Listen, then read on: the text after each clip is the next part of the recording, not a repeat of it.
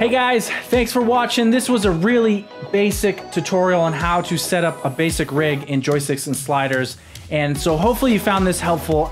In the future, because I think that this script is so useful, I want to do some more tutorials on different aspects of rigging and how the different ways you can use joysticks and sliders to create some awesome animation. So if you're interested in those tutorials, make sure that you are subscribed. If you found that this video was helpful, please leave a like on the video. That really helps me out a lot. If you have any suggestions on topics or tutorials to do in the future, please leave those suggestions down in the comments below. And until next time, thanks for watching.